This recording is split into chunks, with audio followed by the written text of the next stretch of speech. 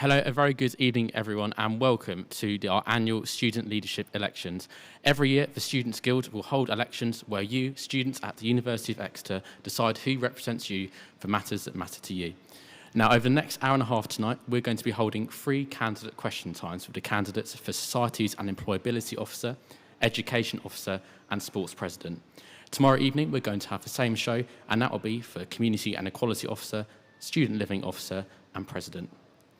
Now, today I will be hosting the Societies and Employability Officer event, and my friends within the Expression News team, James and Michael, will be hosting the Education Officer and Sports President debates later on this evening. Now, there will be opportunities for those in the audience and online to ask questions. We will have a microphone. Please be ready if you're in the audience and asking questions. And anyone who's watching via Instagram Live or on the Facebook stream, please do ask your questions, and we'll be more than happy to take those as well. I should just say, if we do need to evacuate at any point tonight, exits are in front and behind you. And this event is being filmed by our friends over at XTV, and it is also being photographed tonight. If you aren't happy or you don't wish to be in this film, please do speak to a member of the Guild staff. So without any further ado, I would like to welcome Rhys Wallis up to join me on stage to talk about his role and what he's applying for in the Societies and Employability Officer event. Welcome, Rhys.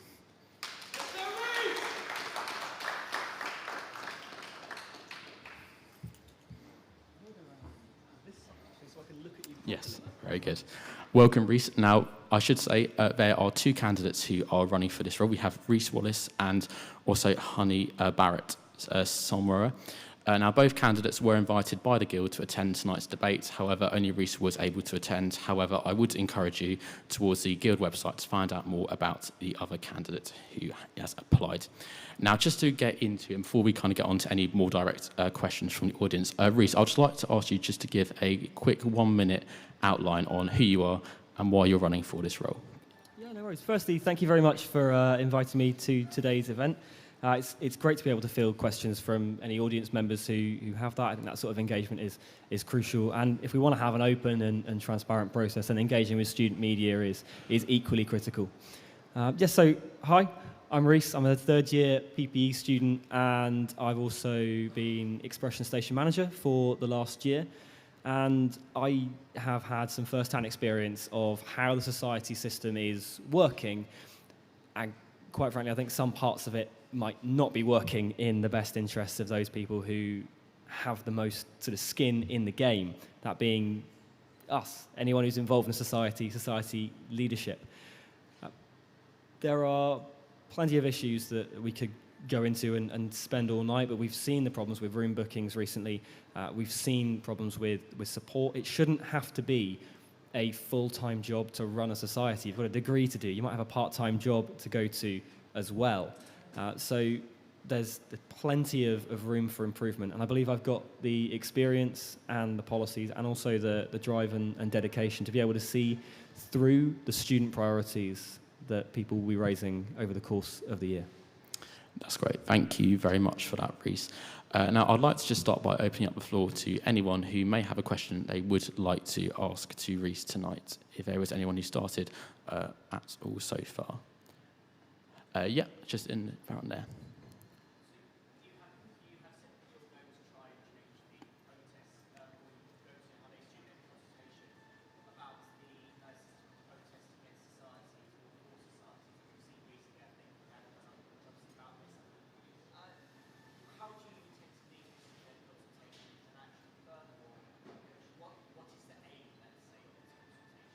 So just to clarify that question for anyone listening online, that was to do with kind of student kind of protest over kind of society creation. What would you respond to that, Rhys? So yeah, it's a really important question because every year we seem to have a new protest about some society or another, normally about the creation or sort of when it becomes aware that a society has become sort of coming into being and affiliated with the Guild. And I think every year we have this debate about what should we be doing about it. Well, I think the best way of going about that is to go to the students and say, wait, hang on, something's clearly not right if we're just going in this endless cycle of, all right, new society, new protest, new society, new protest. I think with the lead-in time for this role, so anyone, either myself or Honey, who would get this Society and Employability's role, the vote would be announced this Friday, which is, the 24th, I think. And we wouldn't be able to take office until the 26th of June. So that's a 4-month lead-in time to start a real listening exercise and see where students believe that they should be having more say around society registration.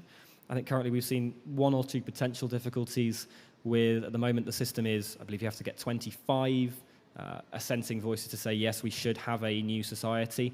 Well, if it just goes around a group chat and someone says, can you just say yes for a group chat, there might not actually be the full 25. So there's a way that somehow societies can sneak through sort of under the radar in that regard. But I think more than that, it's the fact that student priorities are very diverse, and it's great. We want to have a wide range of societies. But if you're now starting to get into the realms of societies being protested on a regular basis that then seem to just sort of spiral and bring the entire society system sort of almost down a peg with it, because people will point to that society and say, well, look, if they're getting their affiliation, is it really the same sort of parallels between other societies? I think it starts to bring the level of what we all hope to bring on societies down just a touch. So I think putting students back at the front and center of reorganizing a system of registration, I think would be one of my first priorities should I get the job. Okay, that's a very interesting point there. I guess kind of another sort of aspect, I think, of student-led societies. Quite a lot of societies will rely on external speakers and kind of external speakers being brought into the university. Kind of what's your view on how a balance can be achieved between having the appropriate kind of checks of speakers coming in, but also allowing students to have enjoyable speakers in a timely process? Yeah, I mean, I think we've all come to university to learn. I'd like to hope that we've come to sort of have our minds broadened by new experiences, seeing new people speak coming from external speakers. That's one of the ways that people can do it. I think especially around sort of political societies or maybe societies that like to engage in some lively debates, they can often bring some polarizing speakers, but that's sometimes the nature of a debate. It's very important that we stay on the right side of the line that is drawn between free speech and hate speech, but I think for the majority of the time, society leaders, they don't get there by chance. They know what they're doing. People who run those societies tend to have the best handle on what is appropriate for their society. So I think that we could do a lot to streamline the system of how people are allowed onto campus, but I think we shouldn't do that by cutting corners on where that line is between free speech and hate speech, which has been raised in the past, but hopefully again, this is all about cooperation between those people who make the rules and those people who have to abide by the rules. There's no point as a guild, if I were to get in the job, coming out and saying, well, no, we now have a blanket policy without any consultation. We need to work together on what these societies who are inviting external speakers are actually looking for in terms of a streamlining process, and how we can bring that into account without losing that ability to scrutinize which people are coming onto the campus, sometimes for very legitimate reasons. Thank you for that, Rhys. I'd just like to open up the floor again to any other questions that there may be tonight from anyone. That's all. Yep, just down in the front there.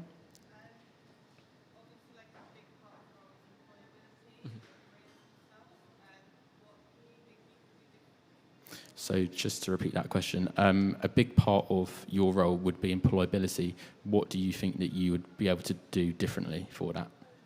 I mean, employability is, again, another one of the top reasons why people go to university. It's to stand out from other people trying to apply for jobs in their same field. It's to get that extra qualification. So I think the opportunities should be extended to every single student to utilize what is a a very useful resource if used correctly, which is the career zone. Right now, it gets a good level of engagement. There are still students who, for whatever reason, either choose not to or feel they are unable to engage with Career Zone. So whilst we're seeing very positive results from the Careers and Employability team currently, I think we need to be looking at why a certain portion of students aren't feeling able or aren't feeling appropriately supported. And again, it isn't sort of going to be me telling everyone this is exactly how you should go about accessing Career Zone. This is going to be about another listening exercise where we go around and find the students who are genuinely having those difficulties in engaging, whether it's on the side of them or on Career Zone, and see what we can do to help bridge that gap. I mean, we've dropped to 55th on the Complete University Guide for graduate prospects. That's not great for a university that has current banners around saying we're number one in the Russell Group for student satisfaction. 74% is the listing of graduate jobs in the last 18 months after graduating from university, according to, again, the Complete University Guide.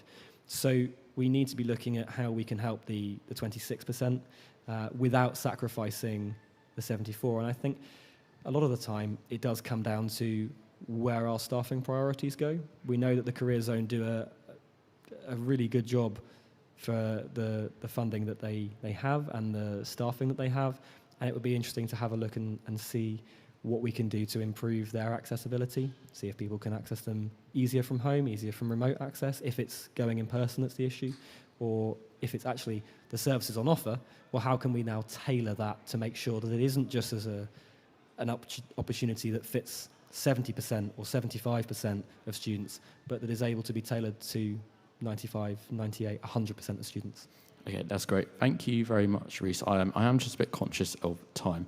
Just to wrap up, could you just kind of in just 60 seconds, just summarise why should students vote for you for the role of Societies and Employability Officer?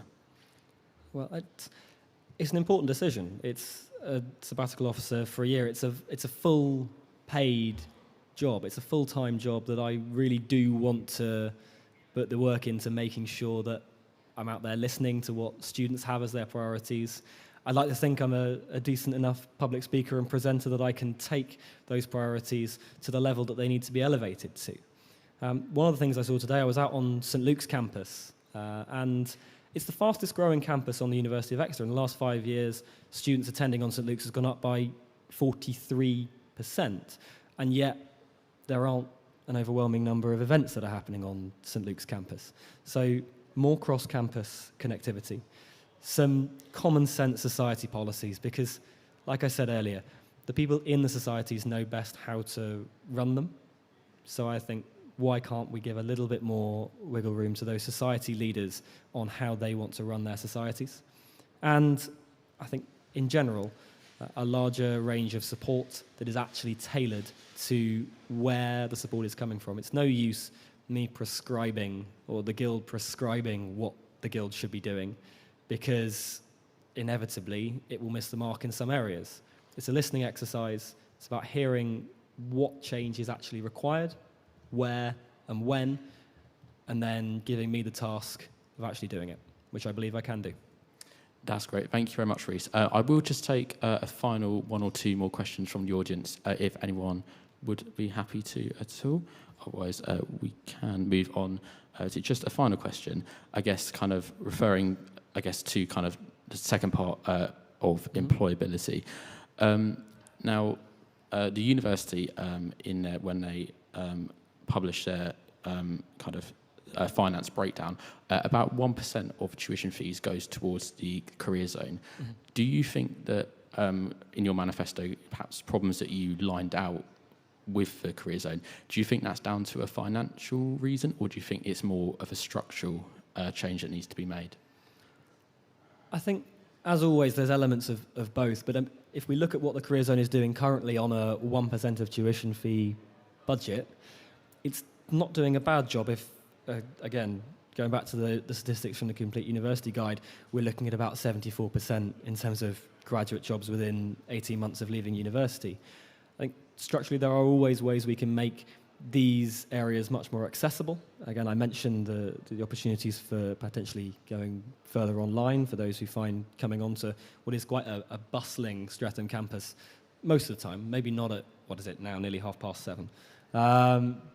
But we need to make sure that we are actually using the structure in the correct manner rather than just labelling it a structural problem and throwing the baby out with the bathwater. So I think a deeper look at where this money is going in the career zone system would be a phenomenally worthwhile time to spend in between that June induction date for officers and then when the show gets on the road in September as students start coming back in through the doors. And that's why I do quite like having such a long lead-in time. It gives them time to actually work on the priorities that people will hopefully be sharing with me if you do elect me as your Society and Employability Officer. That's great. Thank you very much for that, Rhys. And now we do have a tiny bit more time. Just take one final question from the audience. And can I just ask that we do keep this quite a short response, if that's okay. Was there anyone? Just there. Yeah.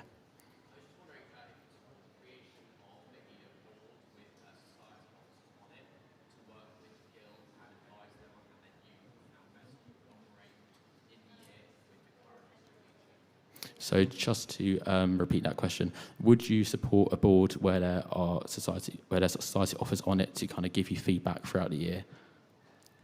Yes. There we go.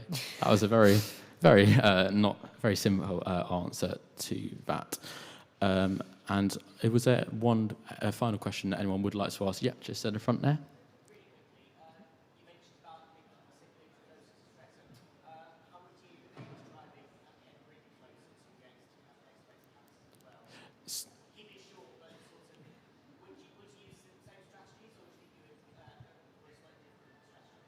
So just to repeat, you talk about how you want to link Streatham and St Luke's, but what strategy would you have to the Penryn campus as well? And what would you work to kind of bring those closer? Yeah, I mean, obviously, Penryn is a fully fledged part of Exeter University, so it deserves equal treatment to Streatham and St Luke's. It does pose more of a logistical challenge, being the distance between, and also the fact that there are the Falmouth Student Union representatives who also have some degree of autonomy over Penryn. But I think working closely with those who, again, know the area best, so again, being in very close sort of consultation with those student union representatives in Falmouth would be ideal. Seeing what we can feasibly bring out there. I know some societies like to sort of make almost a 3-campus challenge. Yeah. We could encourage more of that, and trying to extend as much as we can would be ideal, but I know it's always going to be a little bit tricky. Thank you very much for your time today, Rhys, and I'd like to thank our audience for coming along tonight and for their question as well. We will now go to a short 5-minute break. I'll hand you over to James, who will be leading the education debate. Again, thank you very much, Rhys, for joining us here tonight. Thank you. Hello, everyone. Welcome back to the annual question time for Guild Election Week. Sorry, let's start that again. Hello, everyone. Welcome back to the annual question time for Guild Election Week. I would like to give a massive thank you to Tom, who just gave us a brilliant interview on Societies and Employability. But next up, it is time for the Education Officer elections. Now, we only have one candidate for Education Officer, but that does not make this question time any less important, or the campaign in general any less important, as we still need to see that this is the right candidate for the role, and that this candidate is worthy of your vote. So, would you please welcome Alex Stanley?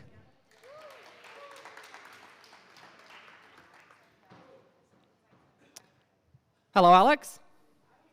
Thank you very much for having me. It's a pleasure to have you. So, would you like to introduce yourself and just give us a brief explanation on why you are a good candidate for this role? Yeah, of course. So, first of all, thank you very much for having me, and thank you very much to everyone for coming. I'm Alex. I'm a third-year PPE student, and I am standing to be your education officer. So, in my spare time, I'm the General Secretary of the Labour Society, and I'm involved in the £2 meal deal campaign.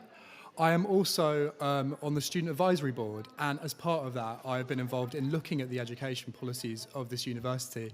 And to be honest, I've been disappointed.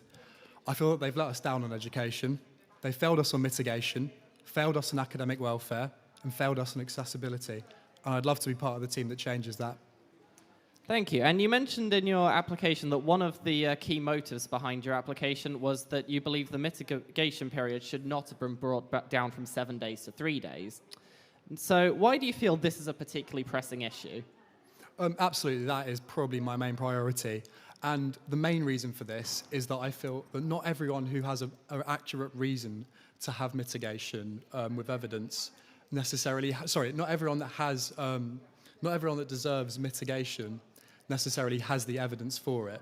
So, for instance, not everyone will have a diagnosis if they have a mental health problem. And I think that that is disgraceful, and I think it's completely unfair that the university expect 3 days to be enough for someone to get over something as serious as a mental health problem.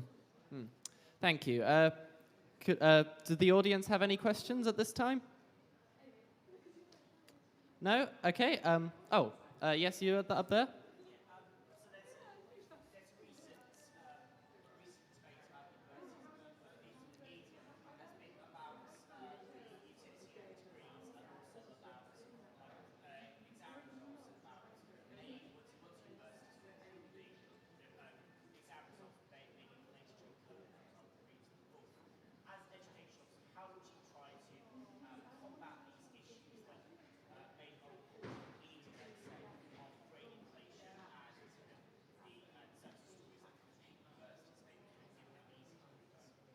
So for anyone who didn't hear that, that is, how would you as education officer combat issues such as grade inflation and, sorry, what was the other part you said?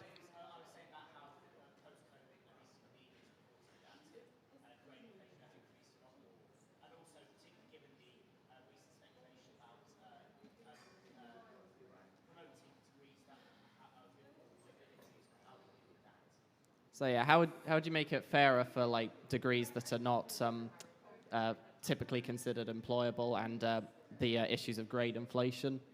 Yeah, well, if we look at the issue of employability of degrees, I think that's something that I would love to work with whoever becomes the Societies and Employability Officer on, because I think that's very much something to look at regarding the career zone. If we're looking at grade inflation, to be honest, I'm not entirely sure. I would definitely speak to the trustee board and student advisory board about this. But yeah, I mean, that's not a policy that I've looked at yet, but it's definitely something that I'll be researching. So another policy you mentioned is that you believe the late submission policy could be fairer, but have you thought exactly about how you would go about making the fairest late submission policy possible? Yeah, absolutely. So, I mean, let me explain the current situation to people. If you are within an hour, if you submit late within an hour, you're capped by 5%, but anything beyond that is 40%. And I think that's incredibly harsh on students because sometimes things go wrong. That's life. It happens. What I would look at is a similar system to the Leeds University system, where it's slowly reduced about, I think it's around 5% per hour. I just think this is a lot fairer and a lot less harsh. Thank you. Are there any other questions from the audience? You in the back? Yeah, you.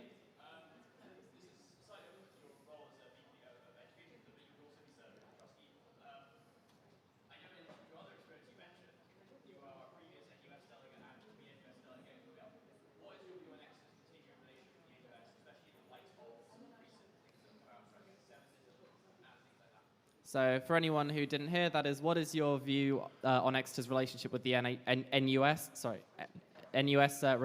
especially regarding some of the issues that have come out recently? Yeah, well, thank you, Alex. That is a very important question. And look, the anti-Semitism within the NUS has been disgusting, and I think they've dealt with it very well since. I think that Chloe Field, the acting president, has done a good job so far. But as a delegate this year, I'll be very intrigued to see how things are going. And if I'm not completely satisfied, I would be open to a referendum on our membership. But I am also reluctant to commit to voting for our disaffiliation, as I don't currently see a strong alternative. Yeah. So going back to what you say about a referendum there, you also mentioned in your manifesto that you wish to hold a referendum on students supporting the strikes. So how would you go about holding these referenda on key issues for students? Yeah, I mean, to be honest, it is mainly just those two. So I'm not just going to be throwing them about everywhere. But if we're looking at the issue of strikes, I think that a lot of students would have liked to have seen a position from the Guild, whether it was for or against. My personal position on these strikes was that I was for them if we're looking at the UCU strikes. But I also understand that not everyone is going to agree with me, and I think the democratic way of going about things is through a referendum. Yeah. Thank you very much. Did the audience have any further questions? Yep, you in the back.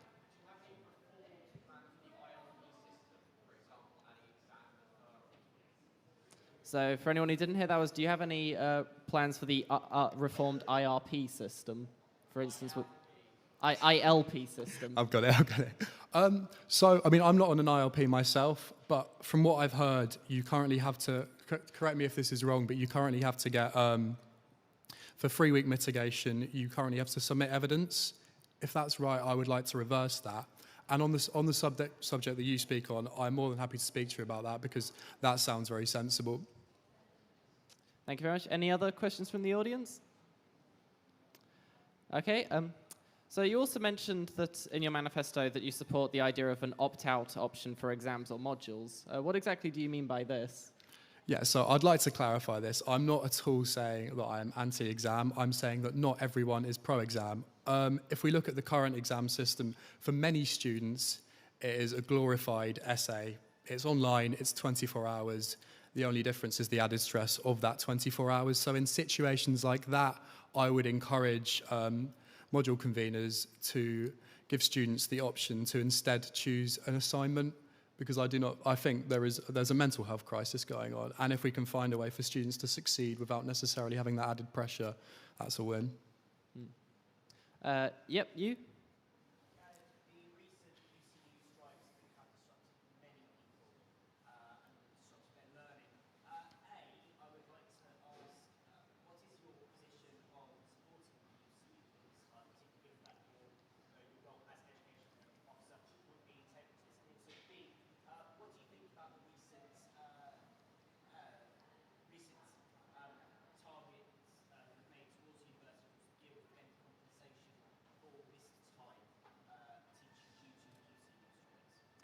So for anyone who didn't hear, that was what do you think about the UCU in regards to how it affects students, and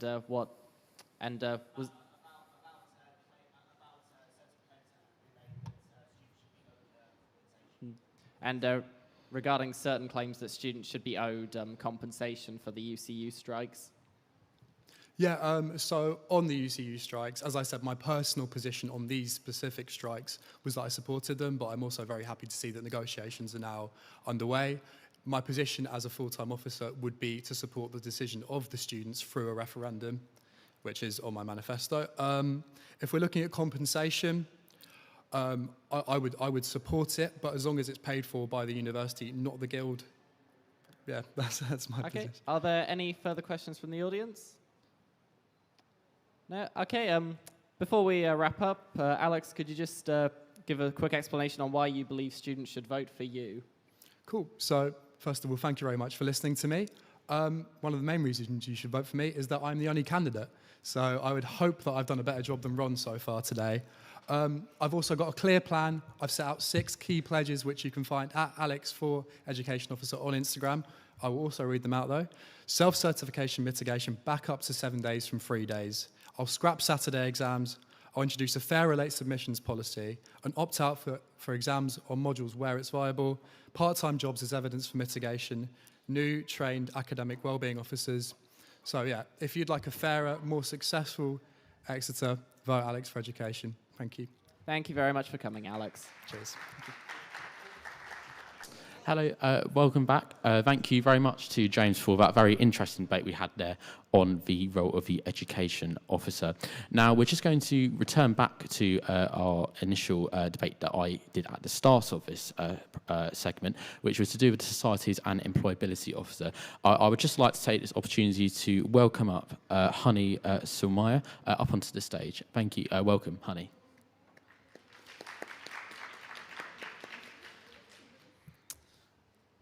Hello, Honey. Thank you very much for coming down to join us. I'd just like to just ask you quickly, why are you running for the role of Societies and Employability Officer? So far, I have not been. I've been here for almost 6 months now, but I have faced so much racism by being part of societies and everything. And there's no diversity at the guild also, because I don't want to sound racist, but it's only white people running everywhere. So I want like people from different backgrounds and cultures to be part of one team. So there are a lot of things happening.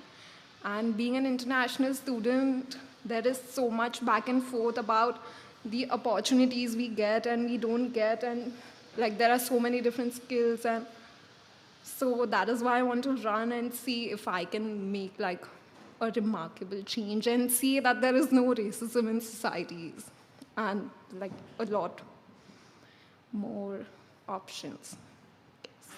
That's great. Well, Honey, thank you very much for coming down. And as I said, we will now go to Michael for the sports president debate. Thank you very much. Thank you. Hello and welcome back, and welcome to the third debate of the night. We're now on to, not a debate, sorry, we're now on to the third question time event of the night, and now it's the AU Sports President up for grabs. We don't have too many time, so we're going to jump straight into it. My name is Michael, and I'm the head of sport at Expression FM for this academic year. And before we start, do you want to introduce yourself to the audience? Hi, my name's G. I'm a third-year sports science student. I've been involved with many sports in the university, including rugby in first year before I got really badly injured, squash and bench ball, which is a guild society. I'll keep it short and sweet because I know we have a lot of questions coming. So I'll hand it over to Bri. You go. Yeah, hi, I'm Bri. I am third-year geography, and I am a member of women's rugby, also an ex-member of swim.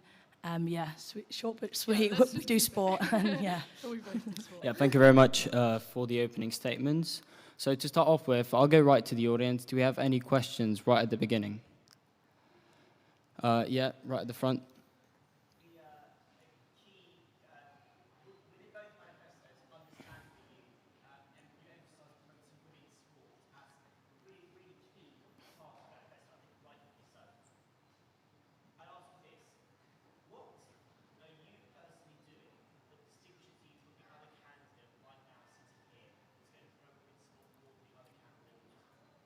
Yeah, just to repeat that, the question was regarding women's sport, and you both mentioned in your manifestos how important that is to you. And the question from the audience was, what will you specifically as a candidate do with this issue and how you will work on it? We'll start with you. Yeah, sorry. I, first of all, want to put a lot to do with the promotion of women's sport. I really think women's events, women's sporting events, really to get as many people as we get at the men's one would be fantastic.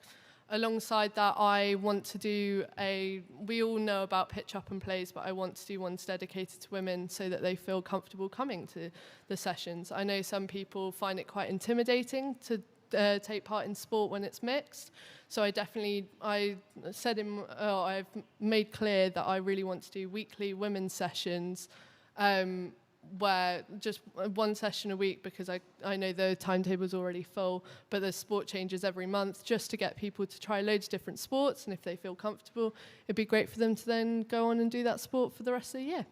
Thank you very much. Brianna? Awesome. So being part of a male-dominated sport, women are seen as, like, say, the lesser competitor in that sense. So I do think making sure that the varsities, like all male-dominated sports, have like really big varsities. We want the same. We want the boys and the girls to all come to both varsities. I think for us this year, that was the biggest thing for women's rugby, like not having a varsity. So that really sucked. But like, it's not just women's rugby either. It's women's football. It's women's hockey. It's making sure that there's equality there. I think similar to what G's saying, I think having weekly timetable gym sessions and gym slots for women is really important, just to make them feel empowered as women. And gyms are very overwhelming. I hate going to the gym on my own, especially when you go to the weight section and there aren't any bars, squat racks or anything. So I think having that time in the weekly gym schedule where women can go and work out on their own with other women and supportive women in there, I think that would be really beneficial to kind of like regulate that inequality and like promote equality. Thank you very much. Thank you. And we'll go on to my first question, and it's going to be regarding the old conversation with student memberships. We've had a lot of conversation on it, and the question is as follows. First of all, do you think that uni student memberships, especially for competitive teams, are too expensive? And if yes, how do you think you can work on this issue? We'll start with you this time. Yeah, I do agree, especially with the current cost of living crisis, the amount of girls that have come up and just said, look, we can't afford to pay for the competitive sport right now. I think it's definitely something that the uni and the AU in particular need to look at. Potentially looking at instalments in that kind of sense, that would be really beneficial for some sports. Obviously, then it then raises the issue of like stash and things like that coming on time. But I think there's definitely going to be ways around kind of making sure that we are listening to the cost of living crisis and making sure sport is accessible to everyone, especially in a financial way. Thank you very much. When it comes to accessibility to do with funding, I definitely think sport has gone up this year. We've all noticed it.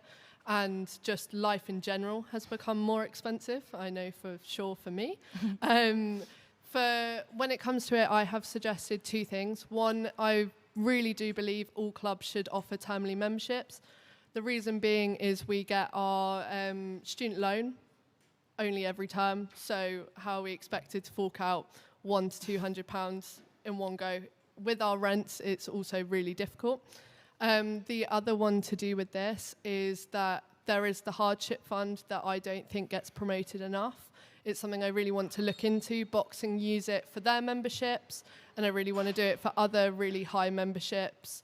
We all know that memberships for the AU are a lot, and I know the hardship fund can really help with bringing those down because it nearly halved boxing's membership price.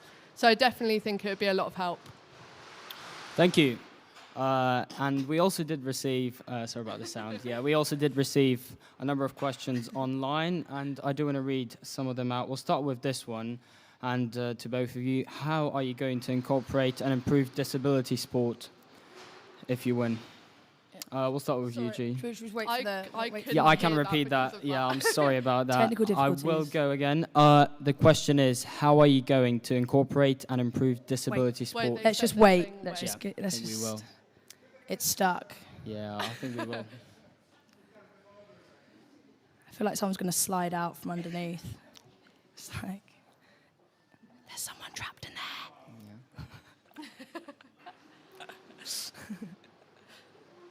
This isn't really... They're free. Yeah. We'll wait for the marketplace to finish shutting down. Well, hey. Round of applause, everyone, for the marketplace. It's a great shop. We've all been there. We spent a lot of money in there. Anyway, we'll carry on. I will repeat it for the third time now. Go How are you going to incorporate and improve disability sport? So I know there is not much awareness of disability sport at Exeter. There is something I've been looking into, but it is one of those things where it would take time to set up. To do sports that are adaptable, such as walking netball, and similar adaptations for other sports so that more people who have a disability have the ability to play, because it is definitely something that I believe at this university we really need to face head on, because there aren't many options out there, and I definitely want to look into improving it.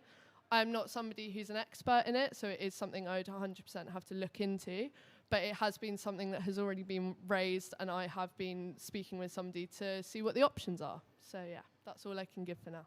Thank you, Brianna. Yeah, I think it was my passion. Sport is my passion. I believe everyone should have the accessibility to sport. I also have I'm fortunate to be able to teach disabled adults and kids swimming. So it's something that I'm very passionate about in the sense of making them feel involved and making sure that there are sports available. I think there's, because obviously rugby related, there's wheelchair rugby, which is cracking if you've ever watched it. It is absolutely amazing. They tackle just as hard as anyone else I've seen, probably better than me.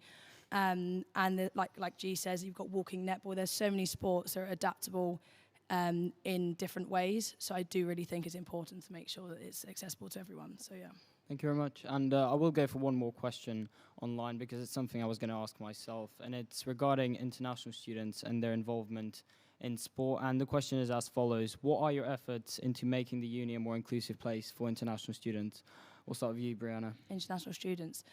Give me a second. My mind's gone blank. As international students, obviously they are more as welcome as anyone else at sports events and sports clubs. I know rugby in particular is very welcoming towards that kind of situation. I can't imagine any other sport being unwelcome, not here at all. So I think it's definitely something that needs to be maybe advertised better, like having people, maybe if there's like a language barrier or something, having people who are experts within that, helping them in the sessions and things like that to try and make that a bit more of a balance. Because I know it could be difficult, like words and things like that might get misheard or things like that. So I think definitely getting experts in essentially to benefit sports. G? I understand that some international students, especially if they're coming from Australia or New Zealand, start different term times to us. So again, that's why I want to bring in the termly memberships. It's something that I'm really pushing for. When it comes to international students, I think along the same lines as Brie, where I already want all of our clubs to feel inclusive and welcoming. It's part of the reason I want to bridge the gap between the AU and the Guild to make all clubs feel accessible between all sports. I definitely think there's a bit of a divide between the AU and Guild, and that's something I really want to work towards bridging this year. Thank you very much. And I will go back to the audience now. Has anyone at this point got any questions to our candidates? Yes, right at the front. From my personal experience, I found travel to away games for sports games very expensive. Yeah. What would you guys do about that? Yeah, just to repeat that question, it's regarding traveling for away games, and it can be quite expensive to do that. And what can you do regarding this issue? Yeah, so to do with this, I've heard this from quite a few societies, quite a few sporting societies, and one of the things I want to do, I want to look at local minibus companies and really see if we can get a big discounted price by ensuring that our business goes to them. I think it would definitely lower costs for trips, because I know a lot of places or a lot of clubs only will have one bucks competition majorly, but fighting over the one minibus or few minibuses, and we're getting rid of a minibus this year, I definitely think investing in local businesses will definitely help with that, because I don't know whether they plan on replacing that minibus. So I definitely think finding other avenues this year instead of us all fighting over the same thing would definitely help with that. Thank you. Yeah. Brianna? I think it's not even just about getting minibuses and things like that. It's also looking at money towards trips, because I know sometimes the organisation of coaches and travel is a nightmare. Like the AU people are running around like headless chickens half the time on Wednesdays. I'm sure you've seen them outside in the bus stop looking very stressed. So I think if it's a case of obviously buying a minibus and things like that would be ideal. It's just whether practically it would be easier to like endorse students to give them petrol money that covers the journeys and things like that. Because not only are you travelling up in your own car in that kind of situation, but you get money for it. So I think that could be a good, kind of like a halfway house in that situation. But obviously I'd be fighting for more Dart Line buses or anything any day of the week. Thank you. I will go for one more question online because some very important issues are raised there. And this question is as follows. What are the sports presidents striving for regarding students, athletes, mental health? Sorry, I will say that again. We have been disrupted a little bit more now. What are the sports presidents striving for regarding student athletes' mental health? And I think we'll start with you, Brianna. Yeah, cool. As someone who has suffered with mental illness during being an athlete, it's very important to have that switch off and downtime. So I'd really, really like to strive for a relax zone in the sports park, just where student athletes can go, switch off from their sport, from their studies, and just kind of have that area where it's kind of safe. Then you're not at home, because you need to be on campus because you're training, gymming, the whole shebang. It's not easy. But similar to that, I'd like to do more wellbeing workshops. I'm a big advocate for the Movember movement, and I know that the boys rugby team have just done a really good men's mental health workshop that worked really well. But I think the issue was that the only issue they found was that it was too short and it wasn't enough. And I'd love to roll that out to all the men's clubs, because I think that it's really important. Like, we focus on mental health, but like men's mental health is something that is in the news a lot. So I think it's very important to kind of focus on that especially, but also as well as the relax zone and the wellbeing workshops. Just regular check-ins with like all societies and welfare secretaries, more training for them as well. I think there comes a time when student welfare sex, it kind of does jump over the line a bit. And I think if they were like had better training, better ways to talk to people about things, I think it'd be more beneficial for AU and guild sport societies. Excellent. G? Bree actually covered my point very much at the end there, which was annoying, but that's fine. It was to do with training, to do with mental health. I definitely mental health is something we nearly all suffer with at uni. We get to the most stressful times of our lives in our some of us do up to 5 years here, if not longer. I definitely think training amongst that so that people understand what they can do towards that. I have a friend who works for Nightline, and they 100% really want to back moving or support mental health. It's one of those that I'm very lucky in the sense that our university doesn't treat it like a taboo topic. It's one of those that we very much, I know everybody wants to work towards, and for mine it is more battling it from within the club so that everybody knows that they have somebody to talk to and know where to go to help with their well-being and mental health. Thank you. We are starting to run a little bit short on time, so I will turn to the audience for the final time.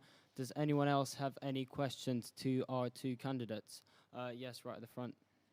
So, in a couple of answers ago, you mentioned linking the guild more closely with the AU. There are a large number of sports societies linked to the guild who would like to see more time in AU-based facilities.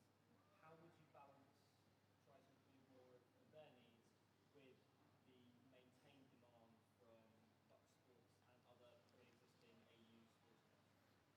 So the question was, I'm really sorry, do you mind repeating that one more time? There are lots of guild sports societies who are not affiliated to the AU. How would you balance their needs or their wishes to have more time in AU-based facilities with the pre-existing requirements for Buck Sports and other already existing AU sports clubs? Yes, so there are a lot of guild sports societies which are currently present, and the question is, how would you be able to balance their needs with the AU facilities with other competitive clubs that exist already? We'll start with you, G. So I'm a part of a guild sport. I'm a part of Benchball. It's a 200 member club, for those of you not aware.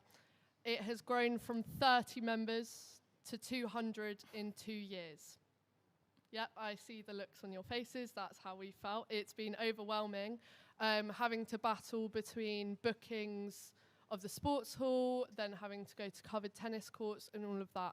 Bookings is something that I very much want to look into, because I know there's definitely spaces that get reserved and then never end up getting used, because obviously I need to keep it for important matches and stuff like that. I completely understand that.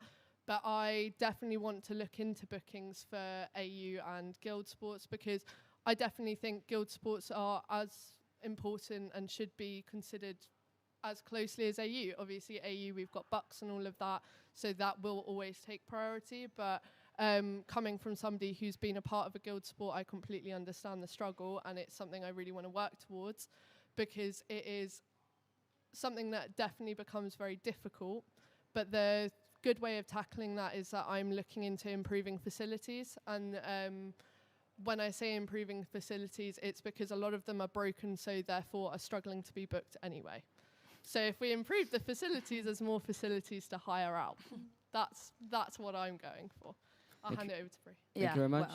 Brianna? Yeah, retweet. So, as we know, the sports park is going to be getting a massive rejuvenation in the next coming years. So, obviously, whoever wins this sports presidency will have a massive hand in how the money is going to be spent, what kind of areas we want in the sports park and things like that. So, I think definitely whether you're playing high performance athlete sport or guild sport, at the end of the day, sport is sport. We're getting people involved, we're getting people fit and healthy, we're doing what we love.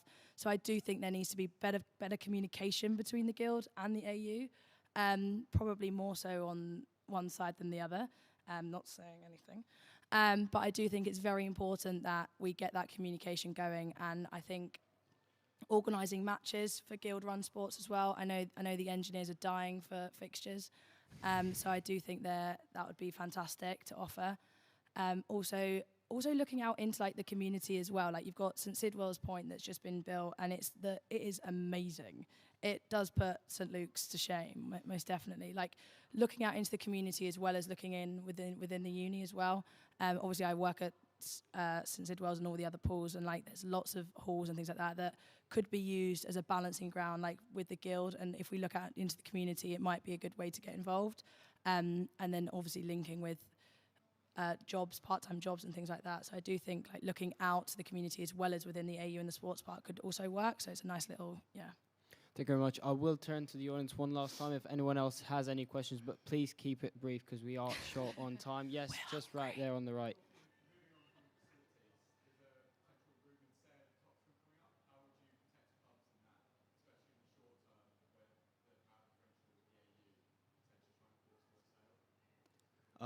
The question was regarding facilities in Topsham. They're selling Topsham?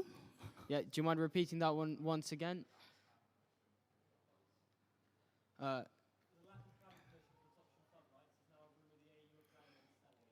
Yeah. Yeah. The question is, how is the AU planning to deal with the issue? Yeah, how will you pretend the clubs that are... With my life. Topsham means a lot to me, so if they sold it, I'd be pretty mad. I do think that, obviously, it's a rumour, so we can't really go off of facts here. But I'd be very surprised if they were planning on selling Topsham. But yeah, what do you have to say about that, G? So, to do with this, I will go with what I can say. I do not believe they're going to sell Topsham for two main reasons. Where else would they play? And two, like you said, it is rumours. They use those facilities on such a regular basis, there is nowhere else we can play instead of that, because there is a lot of sports pitches up there. Yeah, it's not just rugby, it's literally cricket, football, the whole shebang. Like me and Bree live at Topsham, unfortunately, so we don't want to see that go anywhere. I have not heard about anything to do with selling Topsham. No, neither. And my other thing to do with it, I've actually heard of them wanting to do improvements. I do understand about the floodlights, but they also want to do things to do with pitch conditions, because there's been many matches where they've not been able to play at Topsham. Yeah. And the last thing they would want to do is sell those grounds. So yes, if they want to try and sell those grounds, we would fight that majorly, because we both use those on the regular basis. But also, I don't think it will go ahead.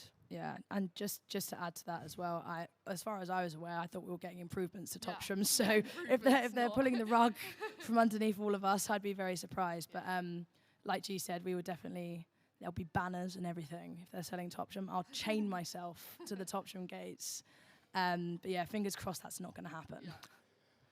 Thank you very much. Any other questions in the audience? Okay, thank you very much. I will now ask both our candidates to deliver their closing speech and tell everyone why they have to vote for you. We'll start with you, G. Thank you all for listening to me. I have put my campaign page on Instagram for more details, but I really believe bridging this gap between the AU and Guild, and also pushing where the improvements are actually needed at Sports Park, will be a massive help. I really, really want to get this role for next year. Sport's always been something that I've been really heavily involved in and very passionate about. So if anybody has any questions afterwards, feel free to speak to me. Thanks. Thank you very much. Yeah, well, same again. Thanks for listening to me. I know it's getting a bit late, and I know G and I are very hungry. My campaign is also on my Instagram page, but my main messages are to build better relationships with wellbeing, getting a bit more transparency and potentially a bit more support from them. To raise participation in general, so like getting people involved in training courses to become coaches, because obviously that will, and umpiring as well, and refereeing, because that means more fixtures for everyone, including guild-related sports. And lastly is like including, so I want to try and make sure that everyone has the opportunity and accessibility to get involved in sports. I want everyone to feel included, as well as much as I've and G have both feel included in sport at this university. So yeah, drop us, either of us, a vote. We'll be very grateful. And yeah, thanks for listening. Thank you very much. Thanks. Slay. Lovely.